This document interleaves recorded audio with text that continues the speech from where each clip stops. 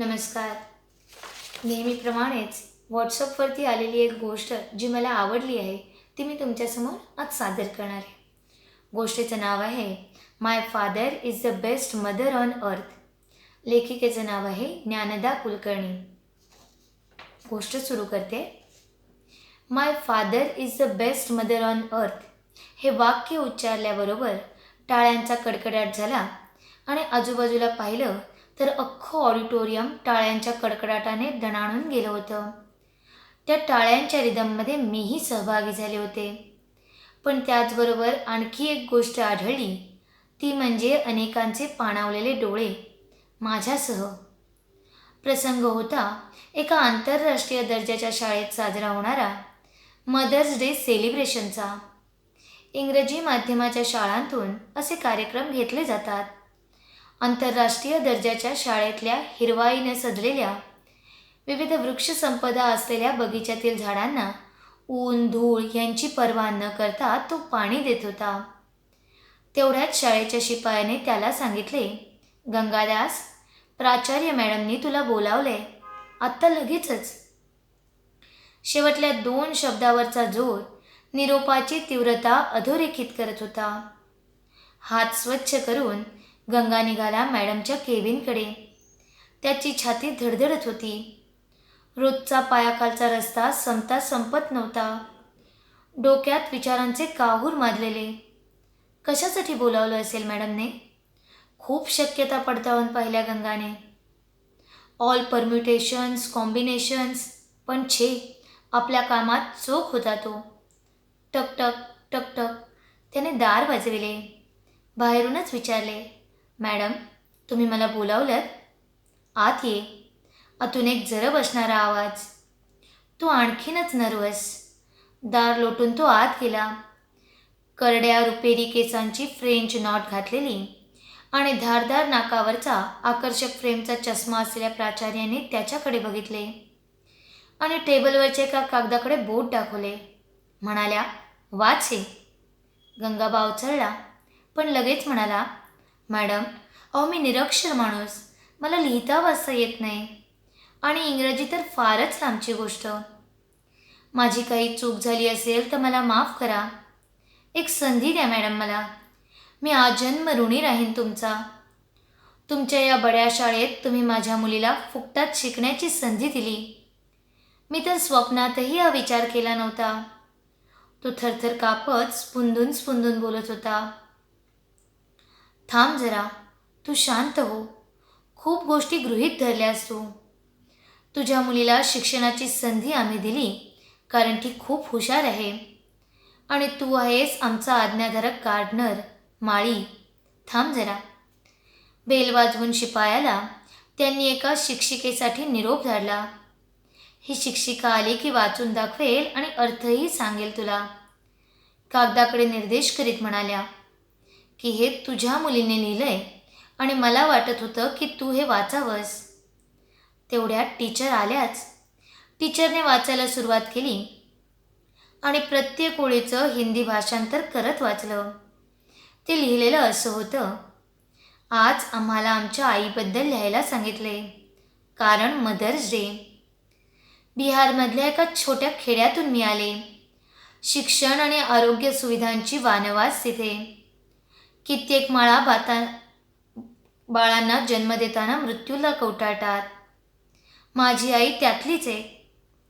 मी या जगात आल्यानंतर मला कौतुकाने कवटाळताही आले नाही तिला. माझा बाबा हा पहिला व्यक्ती ज्याने मला हातात घेतलं आणि कदाचित एकमेव. प्रत्येकजण दुःखी होता कारण मी अशी मुलगी होते जिने जन्माला येताना आपल्या आईला खाल्लं. माझ्या वडिलांनी पुन्हा लग्न करावे म्हणून सगळ्यांनी प्रयत्न केले, पण त्यांनी लग्न केले नाही. माझ्या आजी आजोबांनी नैतिक अनैतिक भावनिकरित्या बाबांना प्रवृत्त करण्याचा कसोशीने प्रयत्न केला, पण बाबा ठाम राहिले. शेवटी तर आजी आजोबांनी अल्टिमेटम दिला, तू जर आमचे ऐकले नाहीस तरी शेती, जमीन जुमला, घर यातला छदामही मिळणार नाही.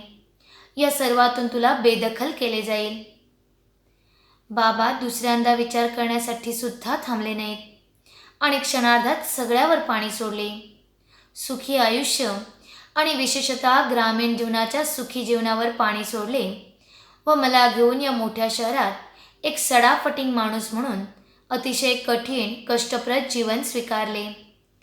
रात्रंदिवस काम करून मला वाढवले, जपले, प्रेमाने माझी काळजी घेतली.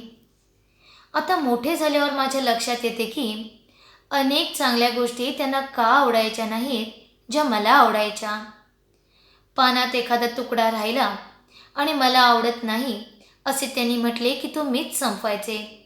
कारण एकच की हा पदार्थ बाबांना आवडत नाही. खरी ज्ञानबाची मेघ इथेच होती, त्यांच्या समर्पणाची. त्यांच्या आवाक्याबाहेरचे पण जे जे चांगले आहे ते त्यांनी मला देण्याचा प्रामाणिक प्रयत्न केला. या शाळेने मला आश्रय दिला आणि सर्वात महागडे बक्षीस दिले ते म्हणजे मला इथे प्रवेश दिला.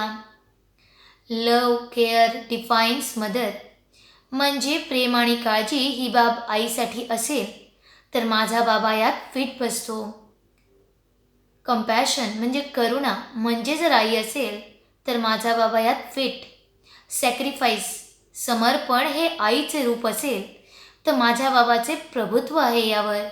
संक्षेपात आई जर प्रेम, काळजी, करुणा, समर्पण यांची मूर्ती असेल तर my father is the best mother on earth. Then on mother's day I salute him and say it with great pride that the hard working gardener working in this school is my father. On mother's day या पृथ्वीवरचा एक सर्वोत्तम पालक म्हणून मी माझ्या बाबांना शुभेच्छा देते. कदाचित शिक्षकांना मी हे लिहिलेलं आवडणार नाही, पण ही तर अगदी छोटी गोष्ट आहे माझ्याकडून माझ्या बाबांसाठी, ज्यांनी माझ्यावर निस्वार्थीपणे प्रेम केले. टाचणी पडली तरी आवाज होईल अशी शांतता खोलीत पसरली. आवाज काय, तो फक्त गंगादासच्या कोंडलेल्या हुंदक्यांचाच.